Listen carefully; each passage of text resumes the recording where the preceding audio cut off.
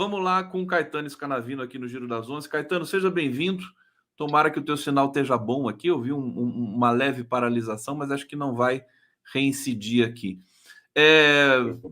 Queria primeiro te agradecer mais uma vez. Está usando a camisa aí Amazônia. O que está escrito na tua camisa? Isso. Esse é um filme que a gente está divulgando. Bom, meu bom dia a todos, todas e todos. Sempre um prazer estar de volta aqui.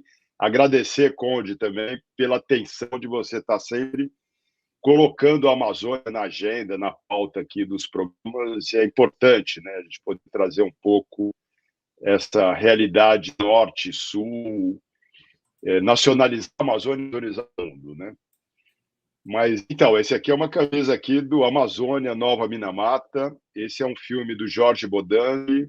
Eu estou em São Paulo justamente porque estamos vindo de um evento de lançamento do filme, seguido de debate. É um filme forte que ele trata exatamente da questão dos garimpos ilegais no Tapajós, o mercúrio, a alta exposição do mercúrio pelas populações indígenas Munduruku lá, entendendo o problema do garimpo também como um problema de saúde pública. E em breve o filme vai ser lançado nos cinemas, mas de antemão aqui para quem está ouvindo já vai ficar sabendo aí.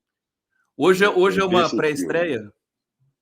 Não, a gente fez na sexta-feira no Rio de Janeiro, e seguida de um debate também com a Alessandra Munduruku, a Maria Leusa Munduruku, que são lideranças indígenas da região do Médio e do Alto Tapajós, onde você tem em volta aí uma grande incidência de garimpos ilegais.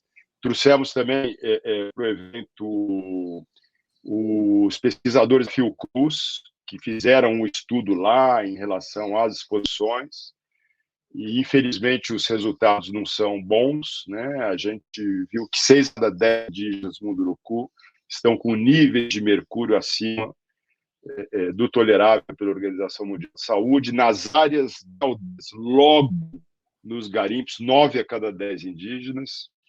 Enfim, além da seca do Amazonas, do desmatamento, e não é também uma notícia boa. Eu espero num programa vir aqui para passar notícias boas, mas infelizmente não é o caso hoje. Aliás, temos notícias boas, quer dizer, o desmatamento na Amazônia ele reduziu com a chegada do novo governo, reduziu muito, não sei, acho que com você mesmo que eu estava conversando isso ontem, né, na pré-conversa que a gente teve para a tua chegada aqui.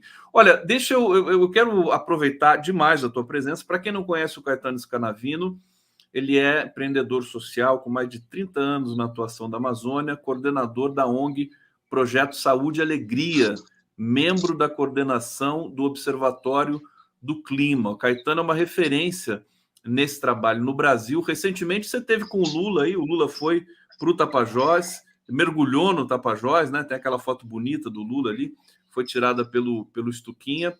Então, é um trabalho aqui, referência para o Brasil inteiro. Quantos barcos hospitais que existem ao longo do Tapajós hoje? Inclusive ao longo de toda a bacia amazônica.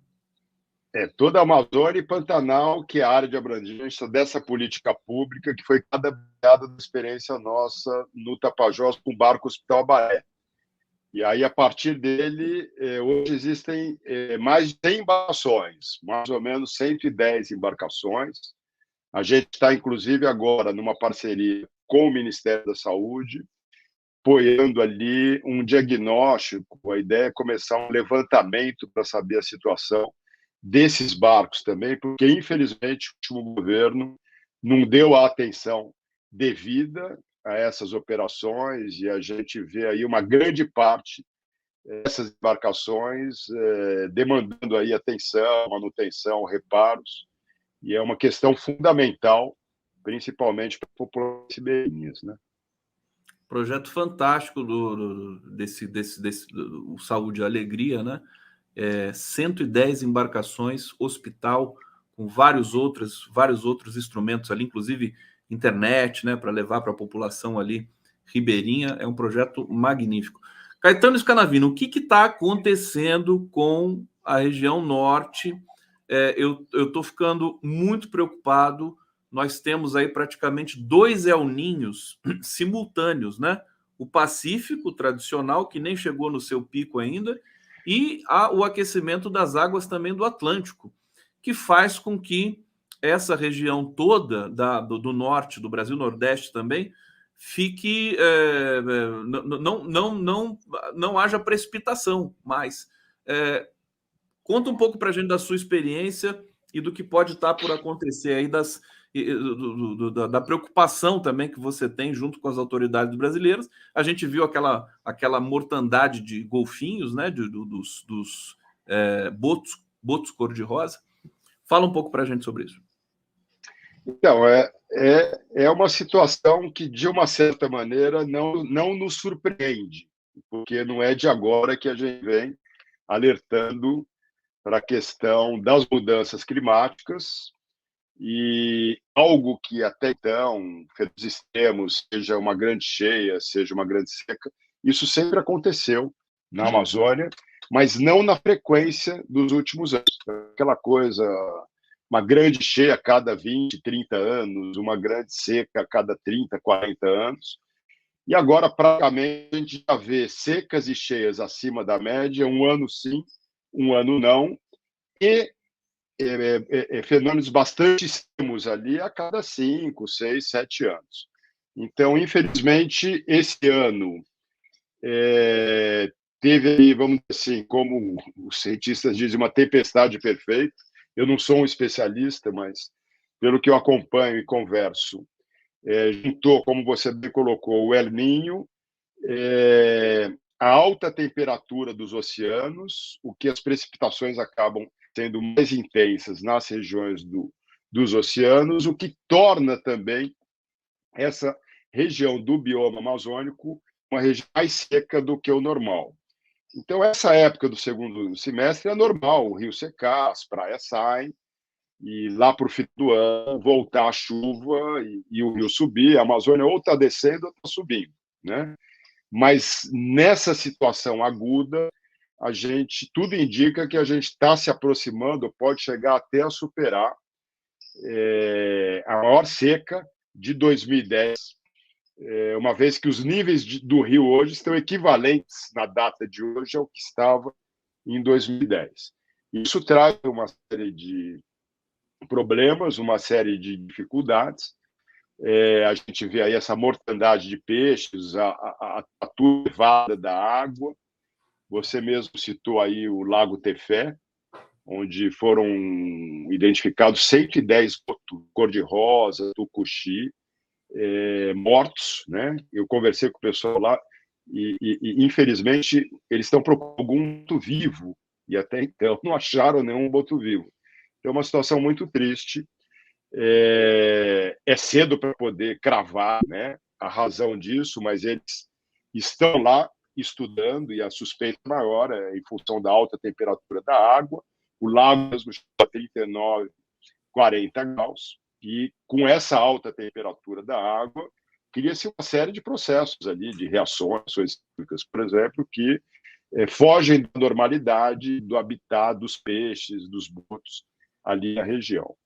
Agora, além dessa questão hiper delicada dos animais, dos peixes, o ser humano que está ali também sofre muito, né?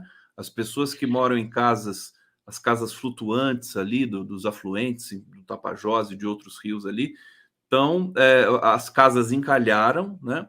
E eles não têm mais, até para conseguir água está sendo difícil. As imagens que eu vejo pela TV, a cobertura que está sendo feita ali dessa seca histórica, tem me assustado muito. E aí eu te pergunto o seguinte: assustado no sentido de que parece que a coisa vai ainda piorar um pouco mais, porque não chegou na época ainda que essa seca digamos, mais comum ali naquela região. Confere isso. E eu queria te perguntar o seguinte: o desmatamento que foi promovido pelo governo anterior ali, com Bolsonaro, ele seria também um dos fatores para agravar essa seca, que tem, evidentemente, por tudo que nós estamos vendo aqui, lendo, a ver com a questão climática, especificamente, né, aquecimento dos oceanos e tudo mais.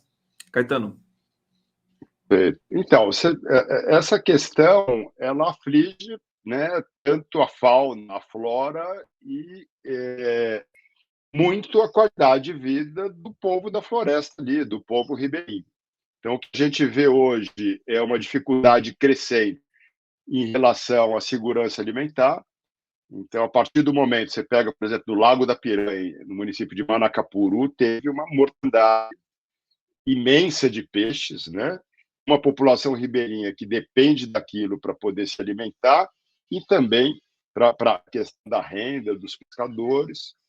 E ao ter ali a alimentação comprometida, acaba também tendo a questão da água de consumo comprometida, uma vez que toda aquela putrefação dos peixes acaba inviabilizando aquela própria água, inclusive para banho, né?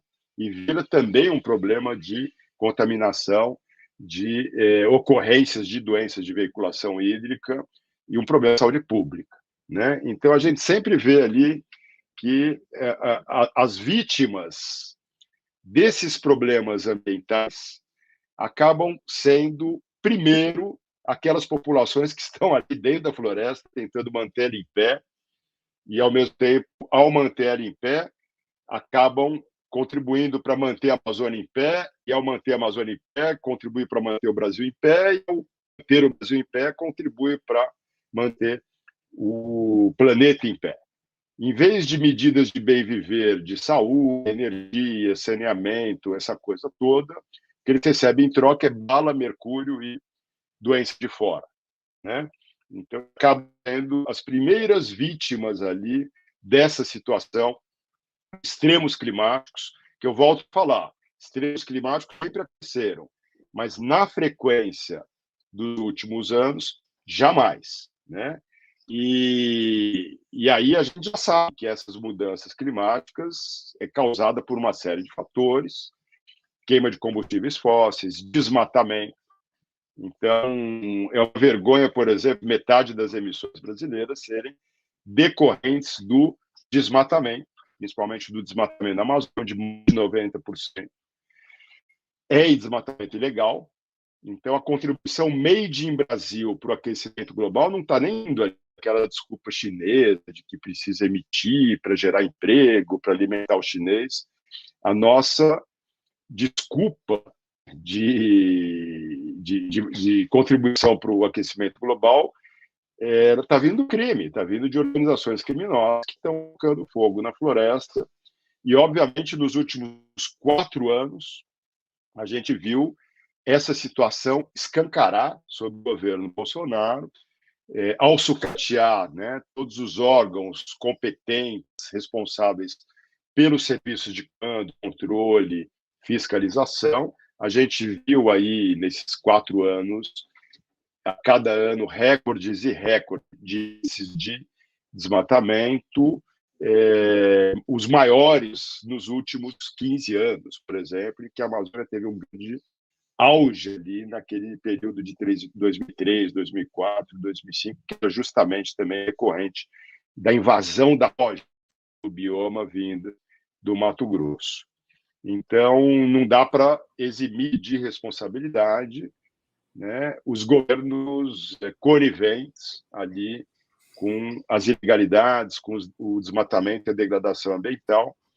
E isso quer dizer que, ao culpar, né, a situação do desmatamento no Brasil, o mundo também não tem a sua responsabilidade, óbvio que tem, a gente sabe que os países que mais emitem carbono são os países mais ricos, Estados Unidos, China, enfim.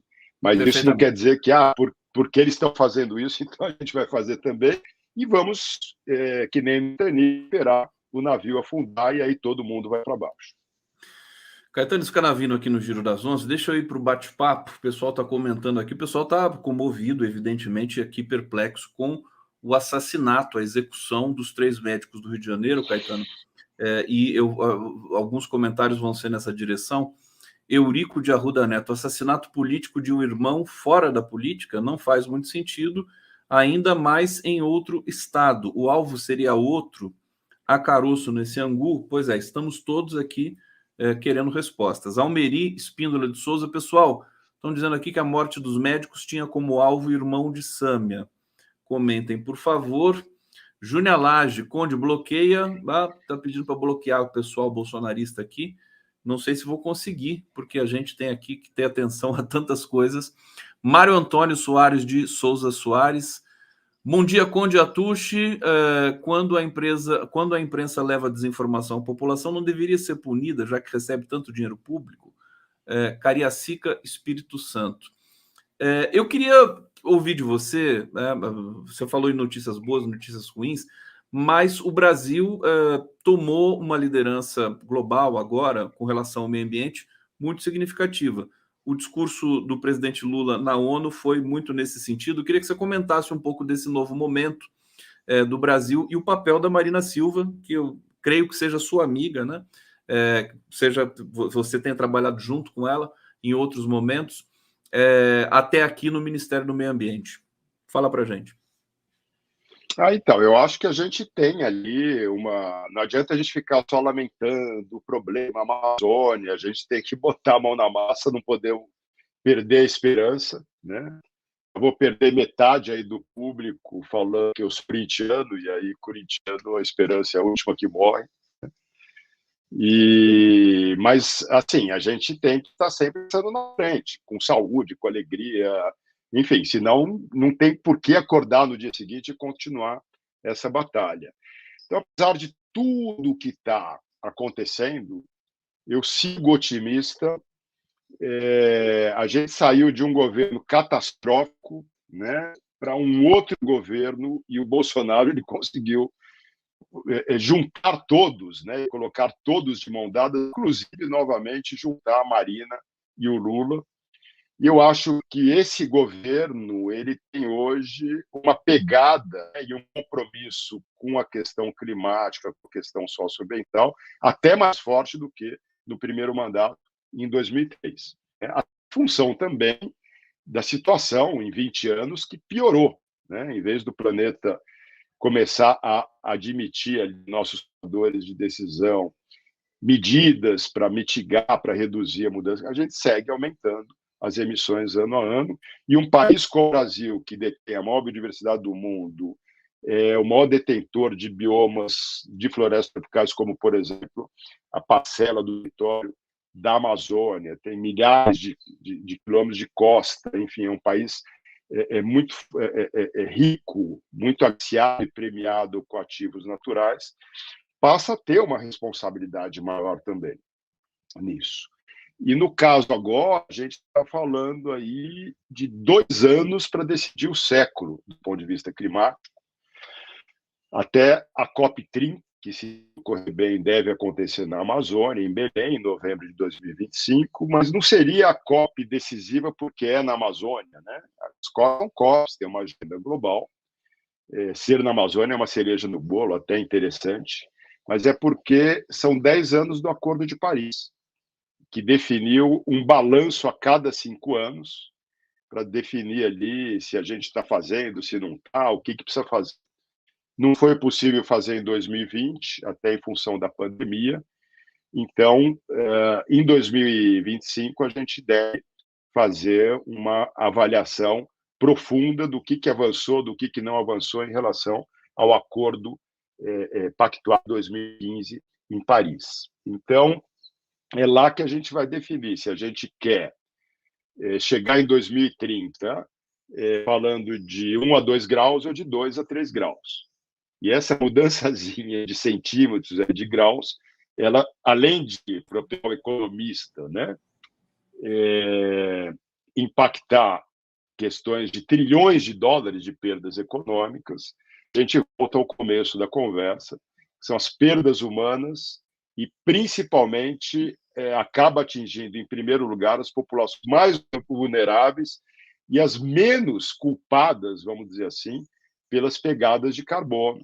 Então, se você pegar um cidadão na África, ele contribuiu 12 vezes menos do que um cidadão nos Estados Unidos, e ele está diante ali, é vítima e está diante de uma situação de vulnerabilidade 4, 5 vezes maior, com ciclones, a própria falta de estrutura do país para poder lidar com isso, ou populações, como eu já repeti aqui, povos da floresta da Amazônia, que estão lá tentando ter a floresta em pé, em troca estão com uma seca tremenda, com seus peixes morrendo, os botos mortos, enfim, sem condição de ter água para beber, nem peixe para comer. Então, são situações que eu acho que o Brasil agora, né, na oportunidade que se abre a partir do ano que vem, a gente ter o governo Lula presidindo o G20, 2024, no Rio de Janeiro, e em 2025, presidindo a COP30 em Belém, eu acho que é uma oportunidade para a gente deixar de ser vira-lata, sempre sendo pautado, e é uma oportunidade para a gente poder pautar, né? E quem sabe o Lula pode liderar ali um movimento por uma governança global do clima mais justa. Já se depender dos países do norte, o que a gente está vendo é um planeta cada vez mais quente, e a discussão que está tendo lá, que vai estourar na Ucrânia ou na Rússia, etc, etc. E a situação hoje que o planeta deveria parar é discutir a urgência climática. Olha, gente, só para avisar vocês aqui, eu acabei de receber imagens da execução ali dos 3 médicos no Rio de Janeiro. Daqui a pouco eu vou passar para vocês. Vou ainda aqui, a gente ainda conversa um pouco sobre a questão ambiental.